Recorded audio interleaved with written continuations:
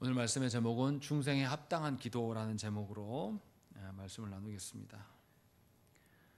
우리는 중생이 없는 것에서 있게 되는 하나님의 창조와 연계된 것임을 지난 시간에 들었습니다. 또 중생함으로 말미암아 죽어있던 우리의 영혼이 다시금 살게 된, 그래서 부활과도 연계되어 있는 것을 우리가 말씀을 통해서 배웠습니다. 이러한 중생을 위해서 하나님께서는 열심히 말씀을 활용하시고 성령님께서는 역사하셔서 우리에게 중생을 적용하고 베풀어 주십니다. 이렇게 설명하면 중생은 전적으로 하나님의 일로만 여겨지게 되고 사람은 하나님의 행하신 것 앞에서 아무것도 할 필요가 없다라는 이런 방종으로 치닫는 경우가 많이 있습니다. 실제로 알미니안들은 그렇게 생각을 한 것이죠. 그래서 개혁교회가 주장하는 것을 거절하고 사람 중심으로 모든 것을 다시 해석하려고 했습니다. 그래서 구원의 일들을 인간의 자유의지에 맞춰서 해석을 하려고 한 것입니다. 인간의 자유의지는 하나님이 우리를 창조하셨음에도 불구하고 우리의 자유의지를 절대로 침해할 수 없다고 이들은 주장을 했습니다.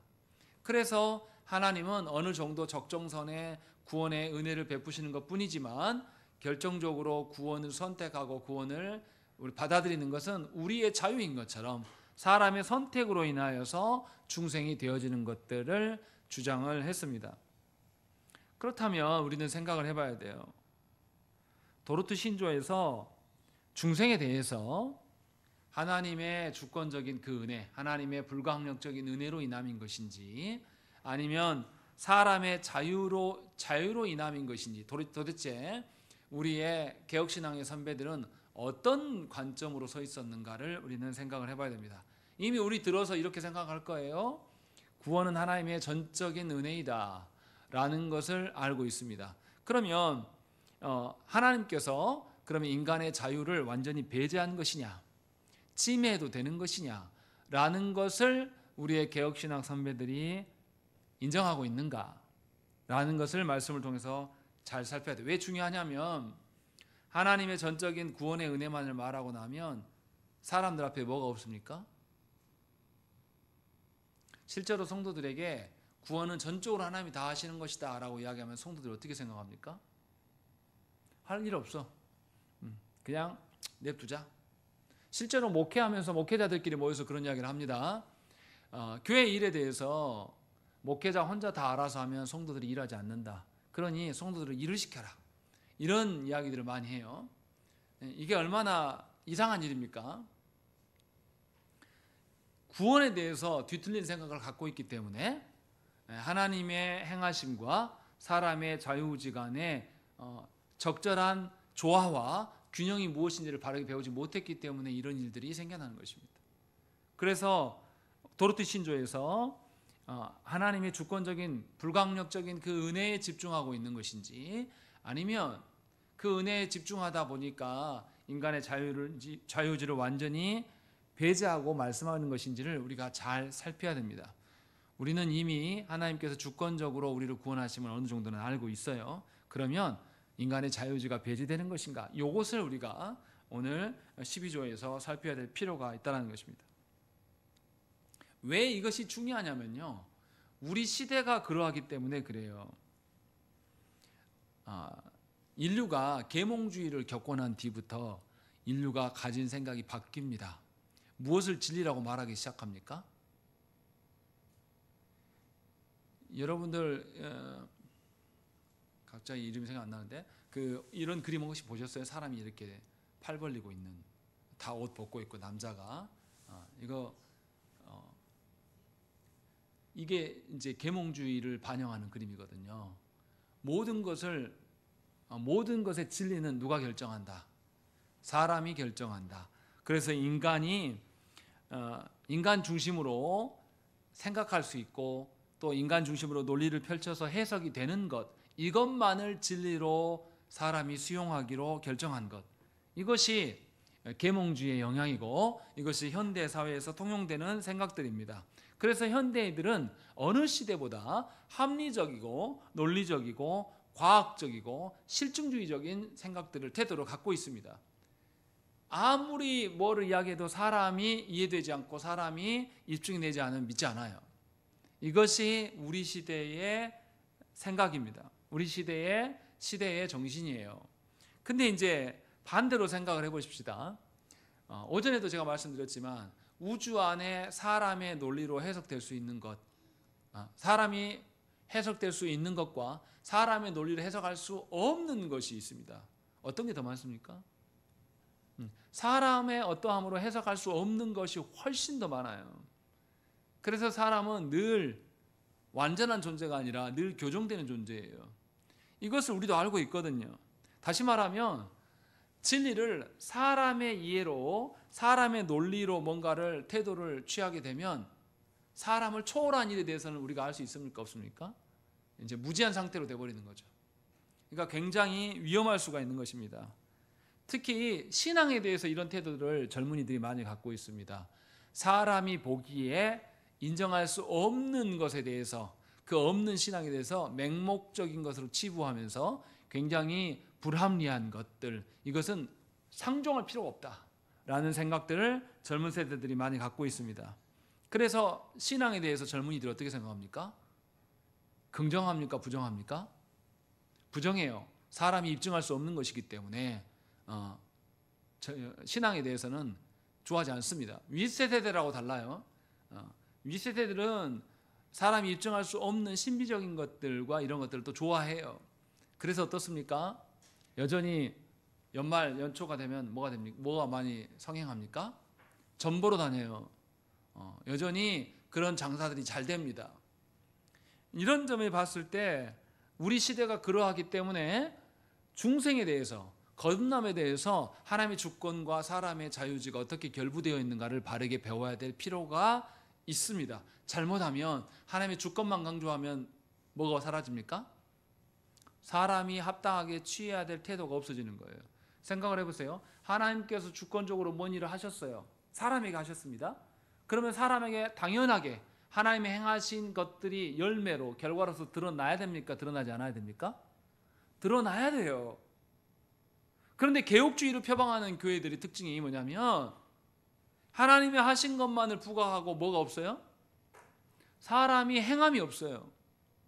하나님이 행하신 것이 있으면 사람이 당연하게 변화되고 하나님이 행하신 것 앞에서 우리의 삶의 태도와 방향성이 달라져야 되는데 안 바뀐단 말이죠. 그래서 개혁주의자들이 비난을 받고 공격을 받으면서 고민하면서 그럼 어떻게 해야 되지? 라는 생각들을 가진 겁니다. 그런데 도르트 신조에서는 이것에 대해서 분명하게 이미 밝혔습니다. 우리가 제대로 우리의 신앙 선배들의 유산으로 남겨놓은 신앙 고백서를 바르게 배우지 않음으로 말미암아서 혼란을 야기하고 있는 겁니다. 그러면 도르트 신조는 어떻게 말하고 있을까요? 이 부분을 우리가 생각을 해봐야 돼요.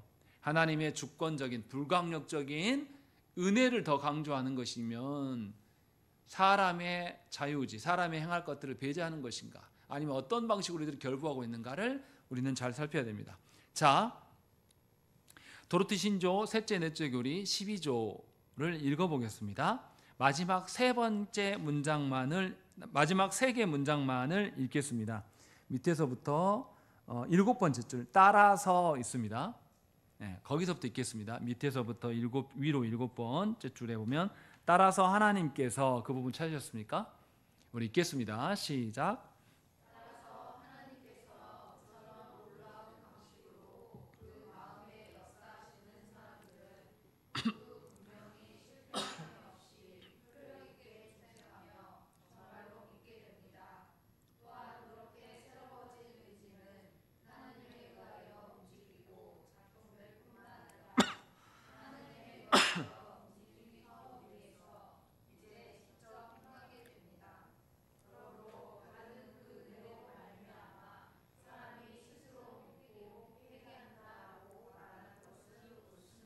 자, 세 가지 문장을 우리가 읽었습니다. 이상하죠? 세 가지 문장을 읽었는데 굉장히 모순적입니다. 어떻게 모순적입니까? 첫 번째 문장과 두 번째 문장은 누구 중심으로 말해요? 하나님 중심으로 말합니다. 첫 번째 문장에서 하나님께서 그처럼 놀라운 방식으로 그 마음에 역사하시는 사람들은 모두 분명히 실패함이 없이 효력 있게 중생하며 정말로 믿게 됩니다. 누가 하신다고요? 하나님이 하신다고 이야기합니다. 두 번째 문장도 보세요. 또한 이렇게 말한 거 보면 앞에 문장하고 같은 맥락입니까? 다른 맥락입니까? 같은 맥락으로 그렇게 새로워진 의지는 하나님에 의하여 움직이고 작동될 뿐만 아니라 하나님에 의하여 움직인 터 위에서 이제 직접 행하게 됩니다 라고 말하죠. 두 번째 문장도 누구 중심으로 말해요? 하나님의 주권에 대한 이야기를 많이 합니다. 그런데 세 번째 보세요. 세 번째는 뭐라고 됩니까? 시작이 그러므로 라고 말했으면 어떻습니까? 앞에 문장과 같은 맥락이라는 거예요? 다른 맥락이라는 거예요? 같은 맥락이어야 합니다. 그런데 봐보세요. 뭐라고 되어 있습니까? 받은 그 은혜로 말미암아 사람이 스스로 믿게 회개한다라고 말하는 것은 없습니다라고 이야기하는 거죠. 세 번째 문장이 논리적으로 맞습니까? 뭔가 초등학생이 글을 써놓은 것 같은 느낌이에요. 앞에 두 문장은 하나님에 의해서 반드시 실제적으로 중생이 일어납니다. 다 하나님이 하신다고 말해요. 그 다음에 그러므로 했으면 뭐가 나와야 돼요? 또 하나님이 하신다 이렇게 나와야 되거든요. 그런데 너무 이상하게 뭐라고 되어 있냐면 마지막 문장은 누가 한다고 말합니까? 사람이 스스로 믿고 회개한다 라고 이야기한단 말이죠. 왜 이렇게 말하고 있을까요? 굉장히 모순적으로 보이는 거예요. 도르트 신조를 고백한 사람들이 이 글쓰기를 엉터리로 한 걸까요? 왜 이들이 이렇게 말하고 있을까라는 것을 우리는 생각을 해봐야 됩니다. 왜 이렇게 말씀하시는 거지? 이렇게 모순적으로 보여지는 것은 사실은 다른 것을 강조하려고 말하는 거죠. 왜 마지막 문장에서 그러므로 시작하고 있는지를 잘 생각을 해봐야 돼요. 하나님의 주권에 의해서 중생이 되어지는 것이 그러하기 때문에 사람이 스스로 믿고 회개하는 것이 된다. 이 말을 하고 있는 겁니다. 제 말 이해되십니까? 이해 안 되실 거라고 생각이 돼요. 하나님의 주권적인 역사로 말미암아서 실제적으로 사람이 중생이 되는데 하나님의 주권적인 은혜로 말미암아 역사하여서 실제적으로 사람이 변화되는데 그렇게 하나님의 능력이 우리에게 역사하기 때문에 우리가 스스로 믿고 회개할 수 있게 되는 것입니다. 이 말을 하고 있는 거예요. 전혀 이해되지 않는 표정이어서 설교를 마칠 수가 없습니다. 더 해야 됩니다. 알미니안들은 그 자유의지를 강조합니다. 인간의 자유를 강조하기 때문에 하나님의 주권과 충돌한다고 생각을 하는 거예요. 그래서 알미니안들은 하나님의 주권과 인간의 자유를 분리해서 생각을 합니다. 독립되었다고 생각해요. 근데 사실은 뭘 강조하고 싶은 거예요? 하나님 주권을 강조하고 싶어서 인간의 자유의지를 분리한 겁니까? 아니면 인간의 자유의지를 강조하고 싶어서 하나님의 주권을 분리한 겁니까? 인간의 자유의지를 강조하려다 보니까 뭘 배제하는 거죠? 하나님의 주권을 배제하는 방식으로 생각을 하는 거죠. 그래서 알미니안들은 하나님의 행하심을 뭐라고 말하냐면 하나님이 계획하신 대로 된다 이렇게 말하지 않아요. 하나님이 계획하신 대로 된다 하면 인간의 자유의지와 하나님의 주권 중에 뭘 강조한 거예요? 하나님의 주권을 강조하는 게 되지 않습니까? 그래서 그렇게 말하지 않습니다. 알미니안들은 하나님이 미리 아셨다라고 이야기하는 거예요. 그러면 하나님의 주권을 강조한 겁니까? 사람의 자유의지를 강조한 겁니까? 하나님이 미리 아셔서 이 사람이 믿든지 안 믿든지 미리 가봐서 아시고 시간을 초월해서 가보시고 나서 이 사람 안 믿네. 그러니까 안 믿는 자로 택하셨다는 거죠. 선택하지 않으셨다고 말하는 거죠. 그러면 누가 강조되는 거죠? 사람의 자유의지가 강조되는 거죠. 그래서 알미니안들은 하나님의 예정을 믿습니까? 안 믿습니까? 미리 아신 거지 하나님 미리 계획하신 거 아니야. 계획하신 대로 된다면 우리는 로봇이야. 이렇게 알미니안들은 말합니다. 그래서 놀라운 것은 뭐냐면 알미니안들은 창조주이시며 구원주이시며 심판주이신 하나님을 낮춰요. 누구를 높입니까? 사람을 높이는 방식으로 바꿔요. 창조주인데도 불구하고 사람의 자유의지에 개입하면 안 된다라는 생각을 그래서 갖고 있는 겁니다. 아주 교만한 거죠, 사실은. 인간의 어떠함을 강조하다 보니까. 그런데 도르트 신조, 성경을 기반으로 신앙을 고백하는 사람들은 뭘 먼저 말하고 있냐면 사람이 이해할 수 없는 영역이 있다 없다. 있다라고 생각을 하는 거죠. 그것을 전제로 말합니다. 그래서 인간의 자유의지를 절대적인 것으로 간주하지 않습니다. 무엇만을 강조합니까? 인간의 자유의지가 절대적인 것이 아니라 뭐가 절대적이다? 하나님의 주권이 절대적인 것으로 여기는 것입니다. 그래서 둘 중에 어디에다가 힘을 주는 거죠? 하나님의 주권의 힘을, 하나님 되심의 힘을 주는 거예요. 그리고 덧붙이는 거죠. 하나님께서는 전능하시기 때문에 당신의 주권대로 행하신다고 해도 사람의 자유의지를 침해한다 안 한다? 침해하지 않으시면서 당신의 뜻대로 행하실 수 있는 분이다. 이렇게 설명하는 거예요. 왜 이들이 이렇게 말할 수 있냐면 인간의 자유의지를 절대적으로 말하잖아요. 인간은 불완전한 존재고 어리석은 존재이기 때문에 인간에게 절대성을 부여하게 되면 다 이 틀에 종속될 수밖에 없어요. 그런데 전능하신 하나님의 주권을 강조하게 되면 하나님의 전능성이 있다 한다고 해도 인간의 어리석음과 인간의 연약함으로 인하여서 자유의지가 훼손되지 않을 수 있다는 것이죠. 이것이 도르트 신조를 고백한 우리의 개혁신앙 선배들의 입장인 겁니다. 알미니안들은 인간의 자유의지를 강조하다 보니까 하나님의 주권이 하나님이 더 전능하시거든요. 그래서 하나님의 전능이 인간의 불완전한 인간에 종속되면 됩니까? 안 됩니까? 안 돼요. 그래서 못 들어오게 갈라내었습니다. 그래서 하나님 따로 사람 따로. 그런데 우리의 개혁신앙 선배들은 하나님은 원래부터 전능하신 분이고 그래서 하나님의 주권을 강조하는 게 마땅해요. 그러나 인간은 원래부터 불완전한 존재입니다. 그래서 하나님의 주권이 강조된다고 해도 인간의 불완전한 자유의지가 침해받는다 안 받는다? 절대 받지 않는다라는 것을 역설하고 있어요. 그래서 도르트 신조에서 지금 이렇게 말하고 있는 것입니다. 이게 굉장히 중요한 이야기예요. 하나님은 우리와 같지 않으셔서 양쪽 모두를 이끌어 가시는 분이에요. 우리가 오전에도 설교 때 말씀드렸잖아요. 죄의 결과가 불통이라고 말씀드렸잖아요. 그런데 하나님은 우리와 소통하시기 위해서 어떻게 하십니까? 우리와 소통하시기 위해서 뭘 희생하셔요? 당신의 아드님을 희생하셔요. 아드님만 희생하시는 것이 아니라 우리가 계속 믿지 않고 헛소리해도 하나님께서 어떻게 합니까? 계속해서 기다리시면서 말씀을 주시는 하나님이에요. 예수님도 봐보세요. 니고데모가 못 알아들을 때 어떻게 합니까? 야, 너 꺼져. 이렇게 하십니까? 아니에요.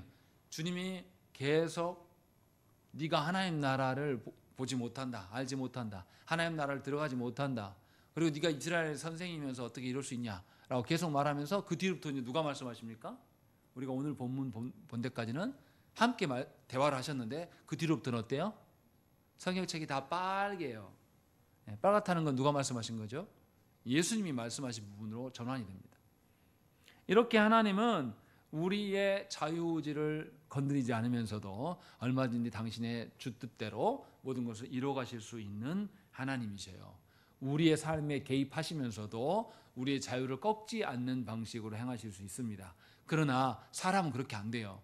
저도 두 아이의 아빠지만 이제 딸아이가 사춘기로 돼가니까 이 아이한테 인생이 무엇인지 가르쳐주고 싶어요.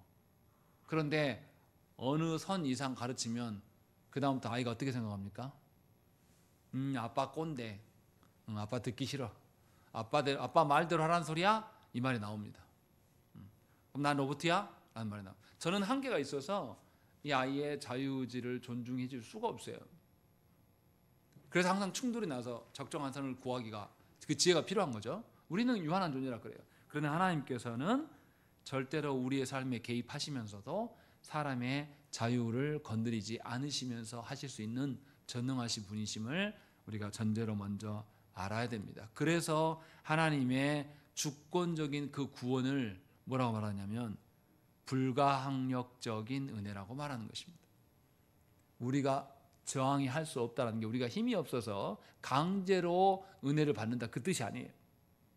하나님이 우리의 의지를 꺾지 않으시면서도 우리의 구원을 이끌어 가시는 하나님이시다고 말씀하고 있는 겁니다. 도르트 신조의 선배들이 이렇게 고백을 한 거예요. 놀랍지 않습니까? 모순되어 보이는 속에서 질서를 잡아가고 있어요. 그러면 성경은 어떻게 말하는가라는 거죠. 중요한 거는 도르트 신조 고백보다 더 중요한 것이 뭐예요? 성경이에요. 도르트 신조도 분명하게 성경을 기반하여서 이렇게 고백한 거죠. 성경은 뭐라고 말씀하시는가? 빌립보서 2장 말씀 한번 찾아보시죠.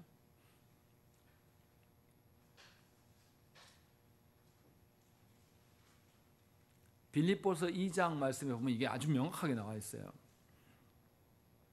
빌립보서 2장 12절과 13절인데요. 12절 먼저 읽겠습니다. 시작.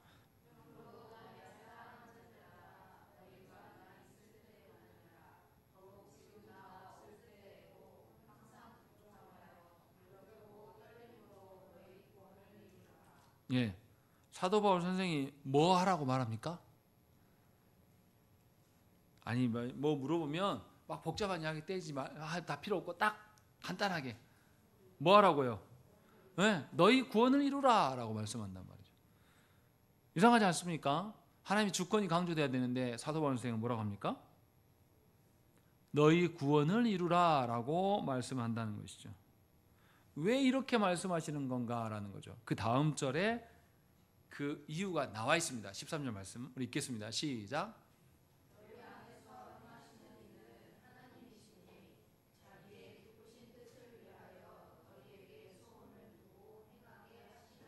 예, 분명하게 하나님은 자기의 뜻대로 행하시는데 너희에게 소원을 두게 하시고 행하게 하신다 이렇게 말하는 거예요.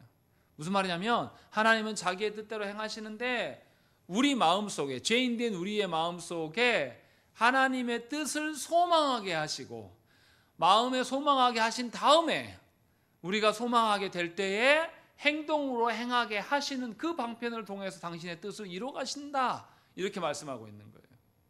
그러니까 우리가 마음의 소망을 품게 되고 이 소망하는 바대로 힘쓰며 살아가는 것은 사실은 누가 주신 것이다. 하나님의 주권대로 우리에게 주신 것이고 하나님이 주신 것에 근거해서 우리가 거절하면서 억지로 하는 것이 아니라 소망의 마음을 품게 하셨기 때문에 우리도 수용하고 이게 좋은 일이구나라고 생각하면서 순종하는 마음으로 이 일을 행하게 하신다는 것이죠. 그러니까 사도 바울이 말하는 너희 구원을 이루라라는 것은 구원을 사람이 알아서 이룰 수 있다고 말하는 겁니까? 아니면 다른 의미를 말하는 걸까요? 다른 의미인 거죠. 어떤 의미냐면 하나님께서 우리에게 마음의 소망을 주게 하시고 소망대로 우리가 자유의지를 불러일으켜서 그 일을 순종하고 수행하게 하시는 그 과정을 통해서 구원이 이루어지는 것을 경험하라는 거죠. 다시 말하면 하나님의 뜻이 우리의 마음속에 수용되고 자리 잡을 수 있도록 하는 것에 대해서 하나님이 행하신 것을 합당하게 반응하고 하나님의 뜻을 드러내라고 하신 것이 너희 구원을 이루라 라는 뜻임을 우리는 알 수가 있는 겁니다. 분명하게 빌립보서 2장 13절에서 구체적으로 하나님은 우리의 마음의 소망을 두게 하시고 행하게 하신다라는 거죠. 그래서 우리의 의지가 우리의 자유대로 하나님의 뜻에 순복할 수 있도록 하나님께서 행하게 하신다라는 것을 우리에게 말씀하는 것이죠. 그래서 궁극적으로 우리가 하나님의 뜻을 수용하고 받아들이고 기뻐함으로 하나님의 뜻대로 행함으로 말미암아서 우리의 자유의지도 구현되고 동시에 하나님의 기쁘신 뜻이 우리를 통하여서 드러나는 것을 볼 수가 있는 겁니다. 그러니까 하나님의 주권과 사람의 자유의지가 이런 방식으로 서로 연계되어 있음을 성경은 말씀하고 있는 거예요. 각각이 아니에요. 그것이 함께 연계되어 있습니다. 근데 사람의 논리로는 설명이 잘 안 됩니다. 사람의 논리는 A라는 사람과 B라는 사람이 각각의 의지가 있어요. 각각의 의지가 충돌돼요. 사람은 하나 되기가 어렵습니다. 이것은 함께 설명 안 돼요. 논리적으로 하나를 부각하면 하나가 배제되는 방식, 하나를 부각하면 또 하나가 배제되는 방식이 사람의 논리예요. 그러나 성경에서는 하나님과 우리가 존재적으로 다르다, 근원적으로 다르기 때문에 전능하신 하나님 앞에서 우리의 자유의지에 우리의 생각과 우리의 행함이라는 것도 하나님의 틀 안에 있는 것이다라는 것을 분명하게 설명하면서 이렇게 말씀하고 있는 것입니다.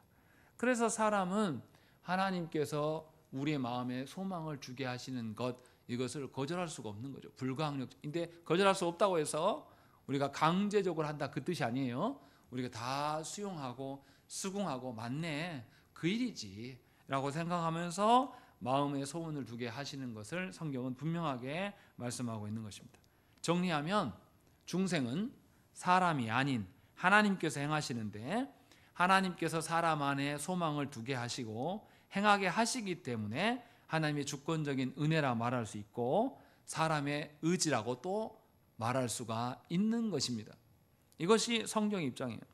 그러니까 성도가 하나님의 명령대로 하나님의 말씀 따라서 자기 삶 속에 구원을 보이려고 할 때에 그 마음은 하나님께서 역사하여서 주신 마음인 것이고, 그래서 실제적으로 하나님이 행하시는 것처럼 내 안에 실현되고 있음을 확증할 수가 있는 거죠. 그러니까 성도는 무엇입니까?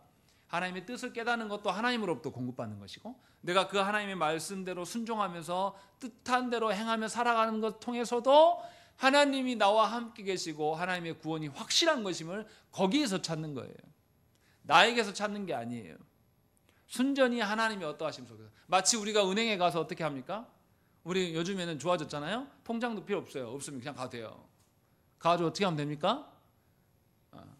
내 계좌번호만 알려주면 내 계좌번호가 나한테 돈이 안 떨어졌는데도 어떻게 합니까? 이쪽에서 저쪽으로 이동해요. 실제로 돈이 갔습니까? 안 갔습니까? 안 갔는데 간 걸로 우리가 다 간주하고 믿는단 말이에요. 왜요? 그 은행의 전산상의 모든 것들을 우리는 신뢰하고 믿거든요. 그래서 내 돈 계속 세가지고 당신 줬어? 저 영수증 받았어? 다 증인 세우고 이렇게 안 해도 돼요. 그냥 숫자만 이렇게 딱 가도 다 이해합니다. 그렇게 신뢰한다는 거죠. 하나님께서 우리에게 행하시는 것은 이거보다 더해요. 하나님께서 우리에게 우리의 마음에 소원을 두게 하시고 우리의 자유의지를 발휘할 수 있도록 하시면서도 결코 하나님의 주권이 포기되지 않는, 하나님의 뜻이 굽어지지 않는 그런 방식으로 우리를 이끌어 가시기 때문에 참된 성도들의 삶 앞에서는 하나님의 주권과 나의 의지가 함께 포개어지는 것을 경험할 수 있게 됩니다. 이것이 하나님의 은혜라고 말하는 것이죠. 세상은 세상은 뭐라고 말합니까? 누구 뜻대로 하는 것을 좋아합니까? 내 뜻대로. 세상은 항상 자기 뜻대로요. 내 뜻대로 되면 한계가 무엇입니까? 제가 초등학교 때요, 작은 초등학교 다녔어요. 거기서 공부도 안 하고 맨날 핑핑하고 놀았어요. 근데 맨날 1등 했습니다. 그래서 제가 그 동네 친구들 어떻게 됐을까요? 동네 친구들 다 우습게 알았어요. 다 내 발밑. 폭군처럼 살았어요. 독재자처럼 제가 초등학교 때 살았어요. 다 내 맘대로 돼야 돼요. 그런데 그 초등학교의 시골에 있는 꼬맹이의 그 생각이라는 것이 넓고 크고 받아줄 만한 것입니까? 아니요, 지밖에 모르는 생각이에요. 아주 좁은 소견이에요. 이 아이에게 중요한 건 뭐냐면 더 넓은 세계가 있고 더 훌륭한 자들이 있는 것을 알려주는 게 더 중요합니다. 그 아이에게 있는 것을 존중해주고 그래 네가 거기서 대장해라 이렇게 하는 게 중요한 게 아니라 이 아이에게는 더 넓은 세상이 있고 더 큰 분이 있다는 것을 알려주는 것. 그래서 자기의 것이 깨트려지는 것이 그 아이에게 복이에요. 그런데 세상은 그렇게 말하지 않습니다. 이미 네가 갖고 있는 것, 네가 누린 것, 네가 누린 것을 계속 이어가는 것, 이것이 복이라고 말해요. 그러나 하나님은 그런 방식으로 말씀하지 않습니다. 하나님의 큰 뜻, 하나님의 장구한 뜻이 무엇인지를 우리에게 알려줘요. 하나님 장구한 뜻을 보고 나니까 내가 지금까지 살아온 것이 좋은 겁니까? 험한 겁니까? 험한 거고 헛된 거예요. 내가 쓸데없는 일로 내가 내 친구들을 괴롭혔구나. 정말 내가 치졸하구나. 라는 걸. 그 알아가는 과정은 괴롭죠. 그러나 분명하게 하나님께서는 하나님의 뜻대로 되어지는 것이 가장 선하다는 것을 우리에게 알려주시고 우리에게 자유의지를 주시면서 우리의 마음에 소망을 품게 하시기까지 기다리시면서 말씀을 주시는 분이심을 알아야 된다는 것입니다. 그래서 하나님의 그 거룩하신 뜻이 나에게 소원으로 자리 잡게 하게 하시고 소망으로 자리 잡게 하시고 드디어 그 일을 이루어 가시도록 하나님은 우리를 이끄시는 하나님이에요. 그러면 하나님의 주권적인 그 구원의 은혜를 말할 때 우리가 해야 될 일이 있습니까 없습니까? 이렇게 설명했는데 제가 설명이 부족한 것 같네요. 하나님의 그 크고 놀라우신 뜻, 어느 누구도 다 이해할 수 없는 그 큰 뜻을 우리에게 깨닫게 하시고 알게 하시고 소망으로 품게 하시고 행하게 하신단 말이에요. 이게 하나님의 주권적인 은혜예요. 그 하나님의 주권적인 은혜 앞에서 우리가 해야 될 도리가 있습니까 없습니까? 있다는 거예요. 같이 공존하니까. 이게 중요하다는 거죠. 하나님의 큰 뜻이 우리 안에 있어지기를, 소망으로 세워지기를, 소망으로만 남는 것이 아니라 실제로 그 큰 뜻이 내 삶의 어떤 부분이라 할지라도, 내 삶의 작은 영역이라 할지라도 하나님의 뜻이 구현될 수 있기를 우리가 마땅히 해야 될 일이 있다는 거죠. 조국교회 안에서 하나님의 절대 주권을 강조하는 장로교회의 한계는 무엇이냐면, 하나님이 다 하시니까 나 할 거 없어 그러면서 방종하는 인간들, 이것은 하나님의 행하심을 아주 미련하게 인간적인 눈으로 바라보기 때문에 그럴 수 있는 겁니다. 하나님은 우리의 자유의지를 꺾지 않으시면서도 얼마든지 우리를 설득하시고 우리 같은 것들을 통하여서 당신의 어떠함을 구현할 수 있는 분이에요. 그러니까 우리는 어떻게 해야 됩니까? 하나님께서 내 마음과 소망을 바꾸시도록 내 마음과 소망의 것들도 바꿔줄 수 있음을 알고 하나님께 다 내어놔야 돼요. 그리고 하나님께서 소망의 마음을 주셨을 때는 나의 가진 모든 에너지와 나의 가진 모든 것을 가지고 하나님의 뜻대로 되어지기를 다 거기에 열정으로 쏟아부어 놓을 수 있어야 돼요. 이거 우리가 해야 될 일이에요. 그러할 때에 내 생애와 내 삶에는 뭐가 드러나는 거예요? 내 뜻과 내 이름과 내 명예와 나의 어떠함이 드러납니까? 그것으로 끝나버릴 수 있는 내 인생 안에 하나님의 장구한 뜻을 알려주심으로 말미암아서 이제는 나는 없고 누가 사는 거예요. 그리스도가 살게 하시는 그 일을 우리에게 행하신다는 것이죠. 그래서 개혁주의자들 안에는 더더욱 하나님의 뜻대로 행하는 삶이 있어야 돼요. 행함이 드러나게 되어 있는 것입니다. 이것이 도르트 신조에서 말하는 고백이에요. 하나님의 주권적인 구원의 은혜 앞에서 사람의 할 도리가 반드시 있다. 이것을 강조해야 되는 것입니다. 오늘 우리가 본문으로 삼았던 에베소서 1장 15절부터 23절 말씀에 작은 타이틀이 뭡니까? 여러분 성경책에 뭐라고 써 있습니까? 안 써져 있어요? 제 성경에만 있나요? 바울의 기도라고 이렇게 써져 있습니다. 안 써져 있으십니까? 다 써져 있어요. 네. 바울이 에베소 교회를 향하여서 뭘 구했을까라는 것을 우리가 잘 생각을 해봐야 됩니다. 바울이 도대체 무엇을 구하고 있는가? 17절, 18절, 19절 읽겠습니다. 읽겠습니다. 시작.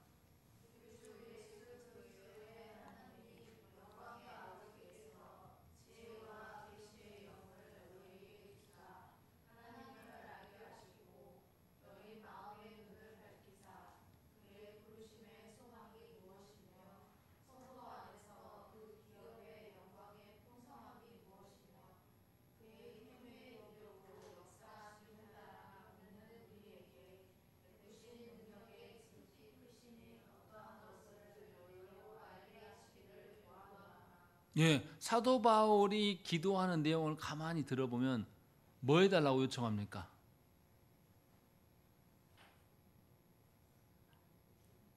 알게 하시기를 구한다라는 거죠. 17절 끝에도 알게 하시기를, 18절과 19절은 연계되어 있는데 이것도 하고 저것도 하고 저것도 끝에 뭐랍니까? 알게 하시기를 구한다라고 말씀하는 것이죠. 이상하지 않습니까? 우리는 뭐 하나님께 기도할 때 알게 해주세요 이렇게 기도합니까? 하나님 나 돈이 없어요. 돈 좀 주세요. 하나님 건강이 없습니다. 회복시켜 주세요. 하나님 우리 자녀들 공부 못해요. 공부 잘하게 해주세요. 근데 바울은 무슨 이야기 합니까? 깨닫게 해주시기를, 알게 해주시기를 계속 구합니다. 왜 이럴까요? 우리가 오전에 웨스트민스터 신앙고백서의 믿음이 뭡니까? 뭘 믿는 겁니까? 하나님을 믿는 거예요. 우리 짐작대로 우리가 바라는 소원을 믿는 그런 게 아니라 하나님께서 행하신, 하나님께서 무슨 뜻으로 그 일을 행하셨는가, 그 뜻을 알게 하는 것이 공적인 믿음의 기준이에요. 교회는 무엇이냐라고 했을 때 그 공적인 신앙 고백을 토대로 말미암아, 그것을 믿음으로 말미암아서 교회라고 말할 수가 있는 겁니다. 그러니까 믿음은 자기의 신념하고 다른 거예요. 자기 신념은 자기가 정해놓고 자기가 주인 되어서 행동하는 것이지만, 믿음은 공적인 하나님을 믿는 거란 말이죠. 바울은 그것을 성도들이 알기를 원합니다 라고 지금 말하고 있는 것이죠. 그런데도 한국교회는 이 공적인 신앙 고백에 대해서 하나님이 누구이신가에 대해서 가르치지 않습니다. 그래서 성도들이 어떻게 합니까? 각자 자기 생각대로 믿어요. 자기가 믿고 싶은 것을 믿고 그것을 근거로 살아가요. 그래서 어떻습니까? 성도들이 거짓 선지자들한테 막 끌려가는 거에 대해서도 아무런 방비를 하지 않습니다. 지금도 그렇게 해요. 자기 믿고 싶은 대로 믿는 거죠. 다 지가 하나님이, 지가 복음 믿고 자기 어떠함으로 살아가는 거죠. 이것이 얼마나 큰 문제인지 깨달아야 돼요. 왜냐하면 하나님의 뜻과 무관한 채로 사는 것이죠. 그래서 사도 바울도 뭐라고 합니까?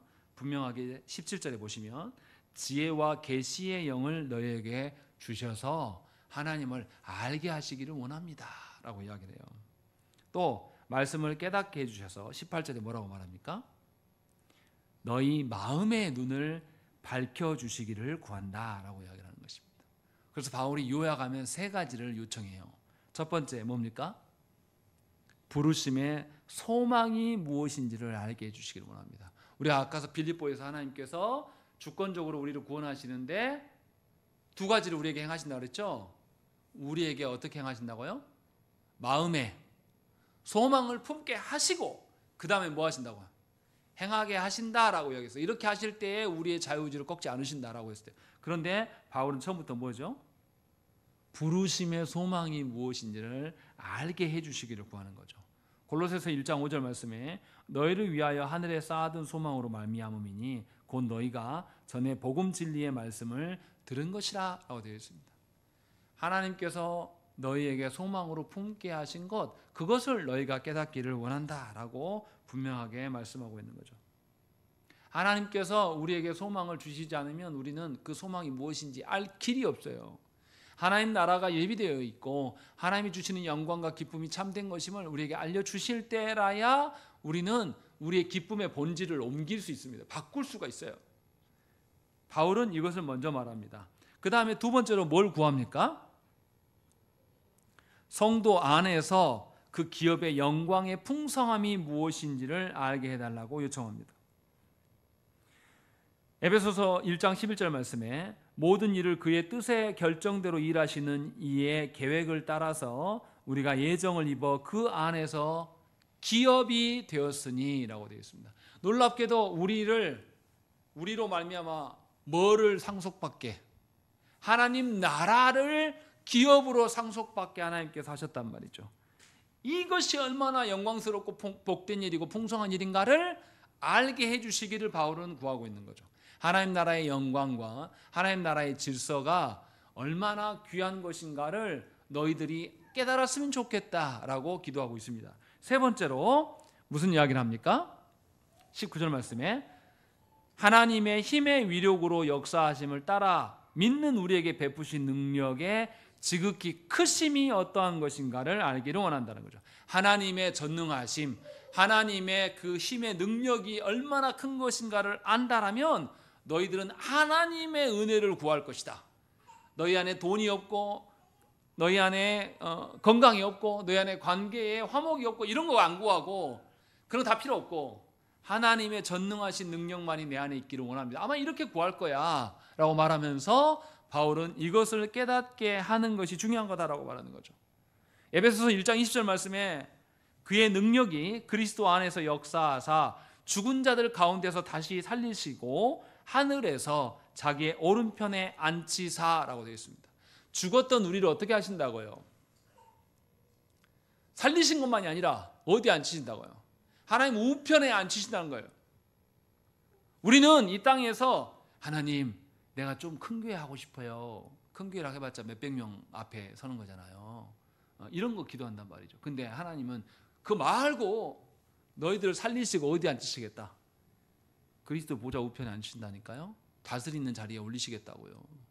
그게 훨씬 큰 거지 않습니까?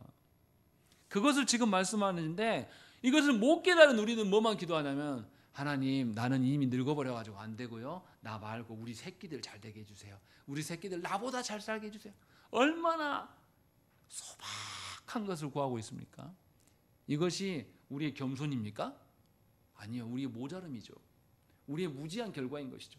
그래서 바울이 지금 이렇게 이야기하고 있는 거예요. 너희가 누구냐? 너희에게 하나님 나라의 소망을 주시지 않았냐? 너희에게 하나님 나라를 이어갈 수 있는 것을 유산으로 주시지 않았냐?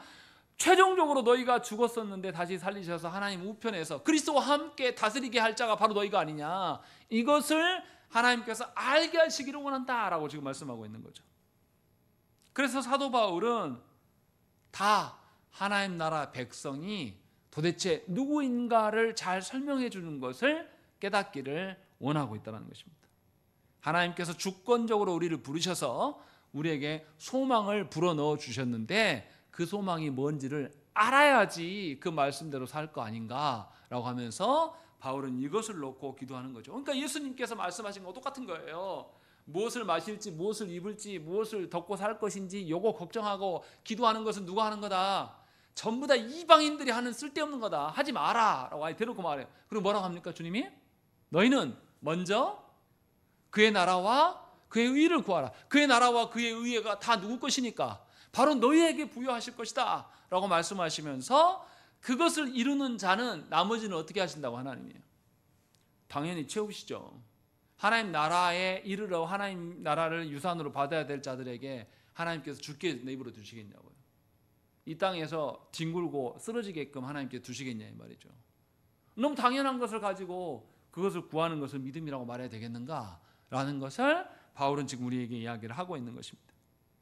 그러니 저와 여러분에게 하나님께서 중생하심은 하나님의 선하신 뜻에 의한 소망이 무엇인지를 열어주시는 것이죠. 그것을 본 자는 이제는 하나님의 자녀답게 살 수 있게 됩니다. 그것을 본 자는 이 땅에 허무맹랑한 것, 이 땅에 잠깐 있다가 없어질 허망한 것에 인해서 몰두하지 않습니다. 이 땅의 것들은 없어도 그만이에요. 이 땅에서 좀 무시받고 살 수도 있어요. 영원토록 내가 그렇게 살 거 아니거든요. 그리고 놀라운 것은 더 뭐냐면 이 땅의 논리로 내가 살지 않잖아요. 그럼 사람들이 내 거 다 뜯어갈 것 같잖아요. 그러지 않습니다. 그냥 날 내버려둬요. 처음에는 뜯어가요. 계속 놔두면 저 사람은 이거에 관심이 없네? 이렇게 생각한다는 거죠. 생각을 해보세요. 어떤 검사가 그런 이야기를 했습니다. 요만 말씀 좀 마치겠습니다. 자기가 법 공부를 해서 그렇게 하면 인생이 정말 아름답고 좋을 줄 알았대요. 그리고 검사가 됐습니다. 근데 검사가 되고 나니까 뭔만 하냐면 이 사람이 진짜 죄가 있는가 없는가를 조사하는 것도 하지만 그게 아니고 누군가가 오다를 내려가지고 이 사람 끝내 라고 이야기하면 수단과 방법을 가리지 않고 이 사람들 다 물어뜯는 일만 자기가 수십 년 하다 보니까 자기의 삶이 전부 악랄한 생각으로만 가득한 거예요. 전부 그 짓거리만 하고 있는 거예요. 자기가 회사에서 가서 일할 때도 그러고 집에 와서도 누구한거 했을 때는 너는 내 밑이야. 죽어볼래? 다 갈갈기 물어 뜯어버릴 거야. 이런 생각으로만 차 있는 거죠. 그래서 후회하는 거예요. 아, 내가 왜 이렇게 돼버렸지? 내 평생에 내가 이거 하면 좋을 줄 알았는데 이게 그것만밖에 못 본 거죠. 그 사람은 검사 되기 전부터 법 공부해서 이렇게 되면 잘 될 거야. 소망 자체가 글러먹은 거죠. 그때는 몰랐다는 거죠. 그것이 자기의 인생의 전부였어요. 되었고 살았는데 평생 그 일만 하고 다른 사람들의 영혼을 짓밟고 죽이는 일만 한 거라고 본인이 후회하더라고요. 내가 좀 더 하나님께서 소망을 바르게 깨닫게 일찍 알게 하셨으면 내가 이거 안 했을 텐데 하나님 나라를 소망하면서 살았을 텐데 라고 하면서 물론 늦게라도 불러주신 것에 감사는 하지만 그래서 그분도 그 이야기해요. 하나님의 소망을 아는 것이 얼마나 귀한 것인가. 그것이 또 우리가 해야 될 일임을 말씀하고 있는 것이죠. 하나님은 주권적으로 우리가 보지 못하는 하늘의 소망을 우리에게 주십니다. 그리고 주신 것이 우리 안에 소망이 되게 하시고 또 하나님의 백성으로 살아가게 하시는 일이 우리 안에 남겨져 있는 것이죠. 그러니 저와 여러분들이 하나님의 주권적인 행하심 앞에서 우리의 행할 바를 바르게 찾고 구하셔야 됩니다. 아무것도 하지 않은 채로 하나님 다 알아서 하시겠죠? 하면서 자유랍시고 방종하는 삶을 살면서 그렇게 살아가는 것은 하나님을 기만하는 거예요. 알미니안들처럼 하나님이 나의 자유를 절대 침해할 수 없어. 내 마음대로 살 거야. 이 예배당에 있을 때는 내가 하나님께 내어놓은 시간이니까 교회에서 하라는 대로 하고 있지만 나 저 문 나가는 순간 내 마음대로 살 거야라는 그런 생각을 가진 성도가 되어서는 안 된다는 것이죠. 우리 일상 모든 영역 안에서 진실로 여러분들이 하나님이 주신 소망으로 여러분들의 근본이 달라지기를 구하시고 또 그러한 일들이 실제로 여러분들의 생애 가운데 있기를 간절히 축원합니다. 함께 기도하겠습니다.